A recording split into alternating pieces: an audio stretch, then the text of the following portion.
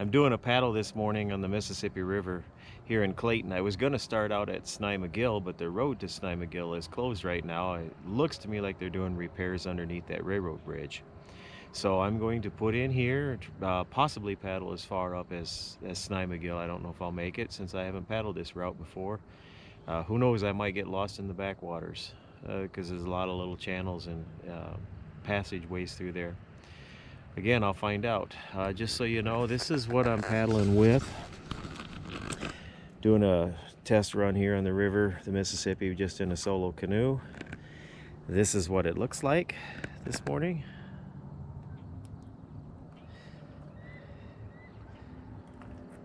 The leaves are starting to change colors, but they haven't done a whole lot of changing yet. But it'll still be a nice, pretty paddle. So, it's time to get started.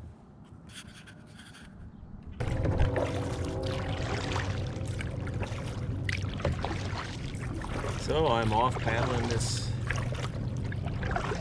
solo canoe in the Mississippi River for the first time. We're not that far away from this old river freezing over, so I'm trying to get out here as much as I can, here and elsewhere, before the hard water season sets in.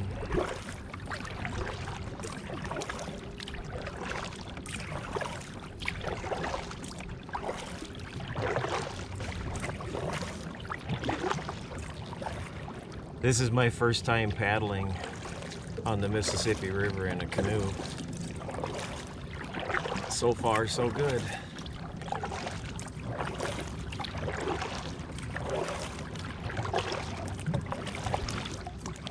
I'm putting this video together using a couple of different techniques. On the front of the canoe, what you're watching right now is mounted on the accessory rail. I've got a GoPro camera mounted there and just using voice commands to turn it on and off and record when I'm ready. And then eventually, if I see some wildlife, I'll get out, dig out my battery equipment out of the dry bags. I've got long lens with me, and then I've also got a wide angle lens that I can take in more. Will I see much wildlife today? I don't know. Never know when you come up here. Some days you do, some days you don't. I'm guessing today might be a little bit less likely to see a lot of wildlife.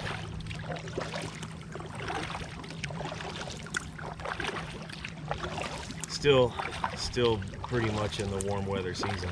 It's supposed to hit 80 degrees later on, so I'll be shedding this jacket, and I'm guessing that the wildlife has plenty of places to be hiding and cover right now. But I do see some whitebirds. I don't know if they're gulls from here or if they're egrets on the sandbar. I can't quite tell what they are. Quite a ways out, so we'll see.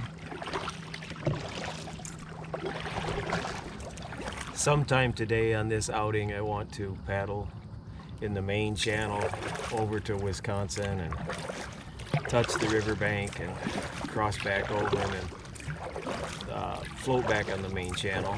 Probably do that on my way back to the boat landing in Clayton. I found that paddling on the Mississippi River is very much like paddling around home, only the river's wider with a lot more traffic. Even when you stay in the backwaters, there's still quite a bit of other boat traffic. I don't see too many paddlers so far on the sections of the Mississippi that I have paddled, which haven't been much. But I have not seen too many paddlers. But plenty of boats of all sizes and all speeds.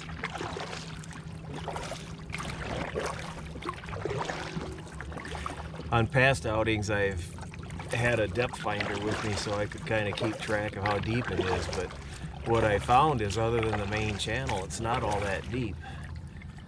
So rather than carry extra weight to tell me information I don't really need, I left that home today.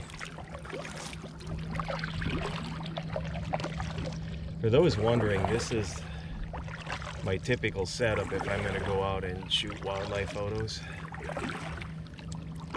By using the tripod, I have much more stability and can get sharper pictures.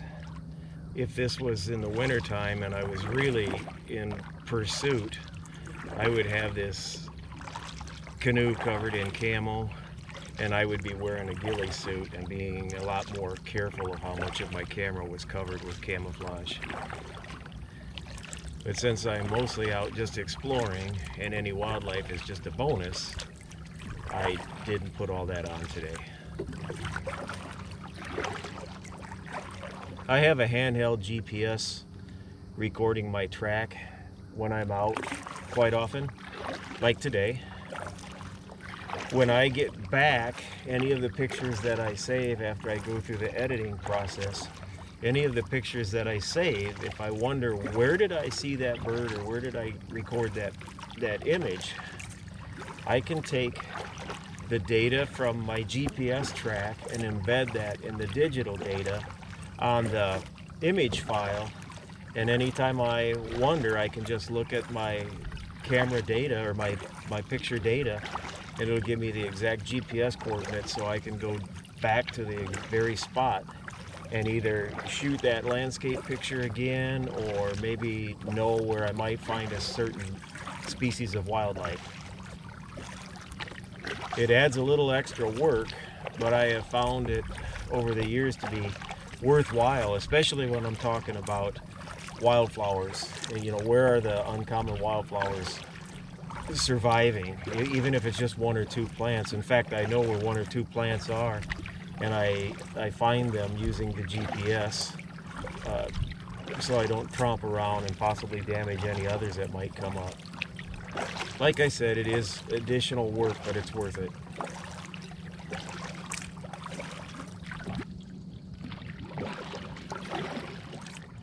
Another benefit of carrying that handheld GPS with me is that I can wander wherever I want, not necessarily pay attention, especially in these new to me areas. And then when I'm ready to go home, all I've got to do is either follow my track back or get on the main channel and let the water float me downstream until I get back to the boat landing. So while I'm paying attention to where I am, I can't tell you exactly where I am right now. I would guess I'm still several miles from the Snai-McGill boat landing, but things are looking familiar. Some people might question, well, could I do that with my phone? You could, as long as you've got a good phone battery and you have good signal.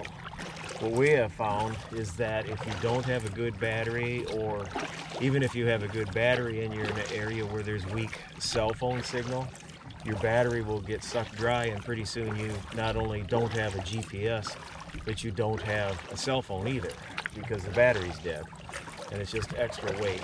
So for that reason, I always just carry my handheld GPS. Little extra weight, and if I'm on a backpacking trip, then I have to carry extra batteries if I'm gonna have it running the entire time, which I don't usually, but it does give me some accuracy. Some people say they want to go with minimal equipment. I used to do that until I was backpacking and had a fella go into cardiac arrest. And when we were finally able to call in the GPS coordinates and get a plane in to fly him out to an emergency room, I was really thankful I had the extra weight of that GPS along. Did it save his life? I don't know. Maybe.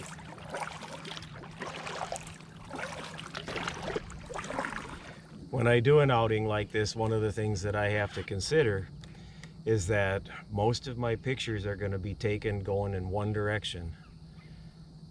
Colors look nice now and things aren't terribly burned out, but once I turn around and start paddling back downstream, I'll be paddling into the sun, so the lighting will look so much more harsh. I don't know that I'll shoot too many pictures at all. It just won't be nice looking light.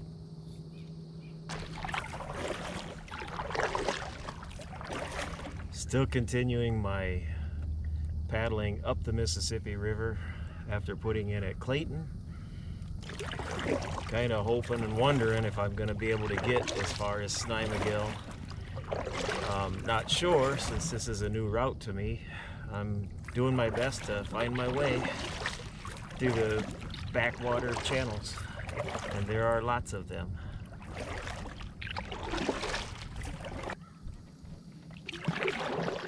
As you can see, the lighting conditions are changing. It's mid-morning, sun is getting higher, light is getting harsh.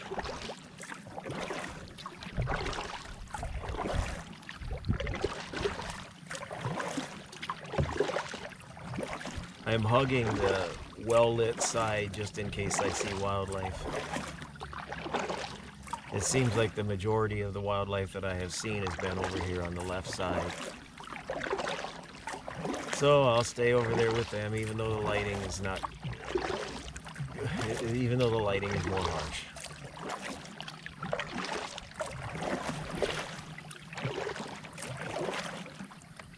For those wondering, I'm paddling a 11.9 foot Old Town Discovery 119 Sportsman model of canoe. Weighs in the mid 50s, will carry 354 pounds of weight. Really is a nice little boat for this kind of paddling. I'm really enjoying this.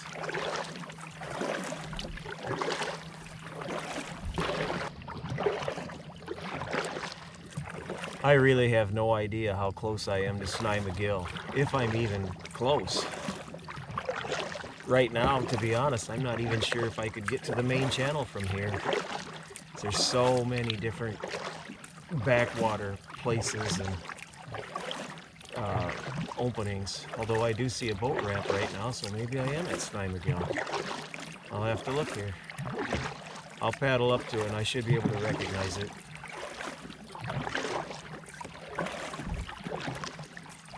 You can see it in the distance there. As I was hoping, I have made my way to the Snimagill boat landing south of McGregor, quite a few miles south. From here now, I'll get back in my canoe, paddle out to the main channel and over to Wisconsin, and then I'll paddle down to Clayton, where my truck should be. For those wondering, this is what the boat ramp or boat landing looks like at Snimagill. Right now you cannot get to it by vehicle because they are working on the road leading down here. But this is it. It's in the backwaters, and then you work your way from the backwaters out to the main channel and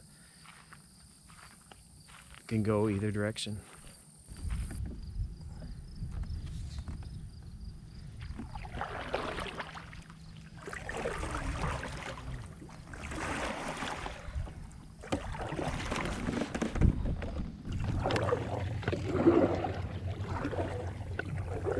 I'm working my way from Snimagill to the main channel. Hopefully it's up here around the bend.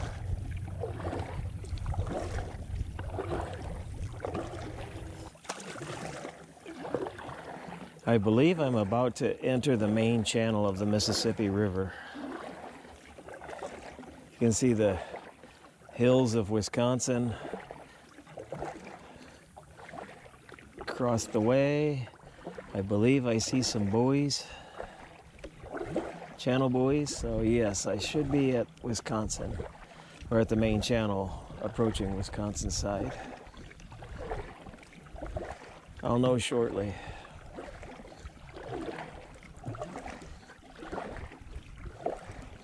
Once I see the marker channels, that'll be a positive confirmation.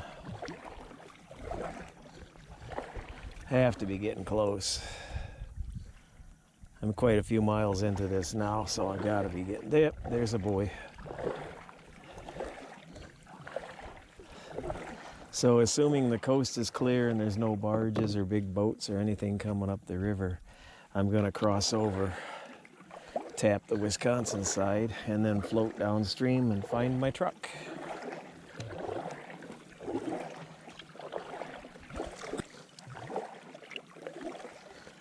further across than it looks.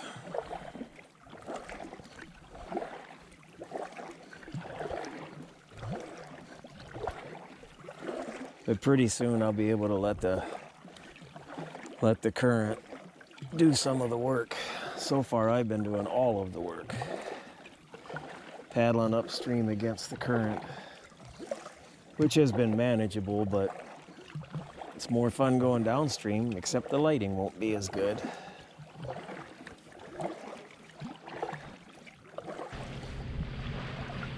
And now I'm about to bump into the Wisconsin side. And a little bump is all it'll be. Just out of respect for the canoe.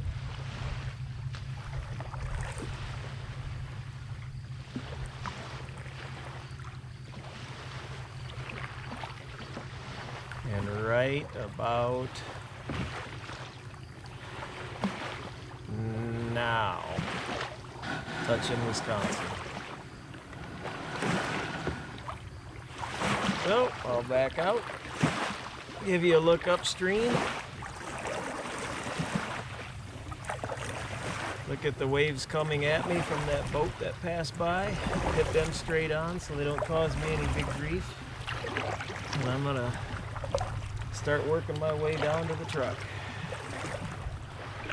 These are some pretty good waves coming at me. Be interesting to see if the GoPro stabilizes those out or if it shows them as they are.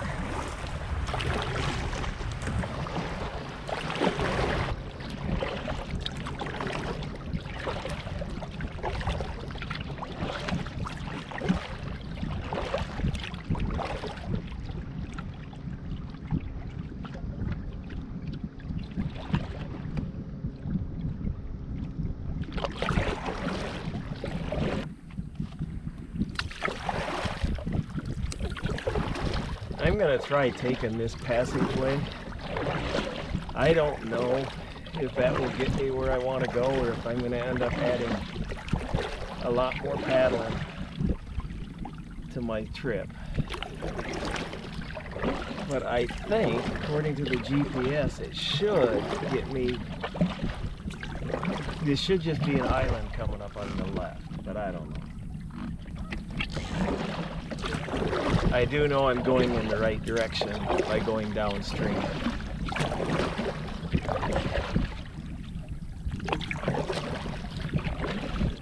I suppose if I see a sign that says "Welcome to Guttenberg," then I'll know I've gone too far. But I think I'm fine.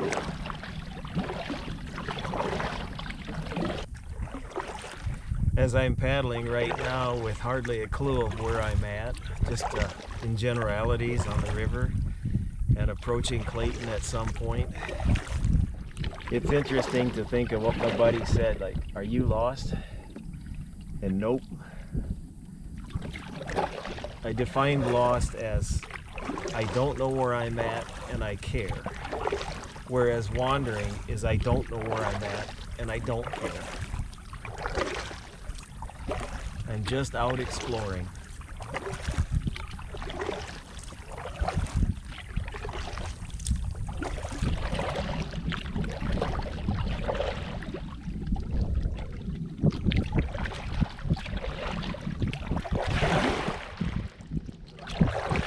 This is interesting right here.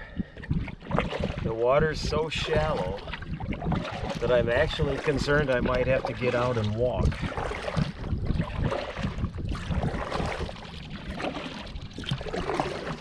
Let's hope not, because the water's cold. Winter's coming.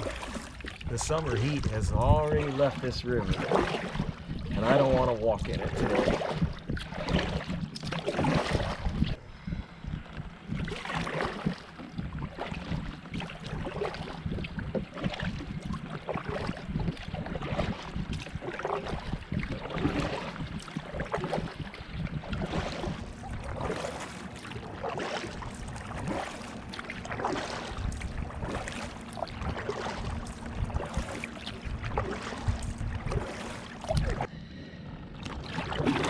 There it is.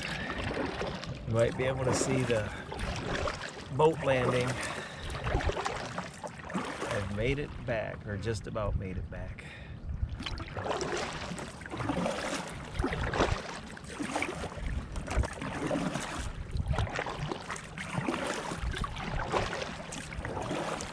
I'm approaching the town of Clayton, my starting point on a trip where I didn't know where I was going or how to get where I wanted to be, and it didn't matter.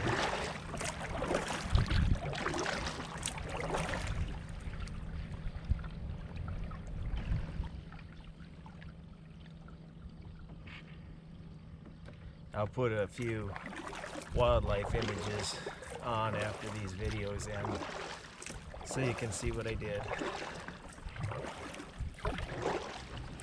Here I am, I'm back to Clayton. Not quite 8 miles paddling up the river to destinations unknown, directions unknown. Completely a wandering trip, other than I hope to make it to Snai-McGill, which I did. Would I do this again? You betcha. The canoe worked well. I would have appreciated more wildlife interactions, but each time is different. But yes, I had a good time, and I thank you for watching.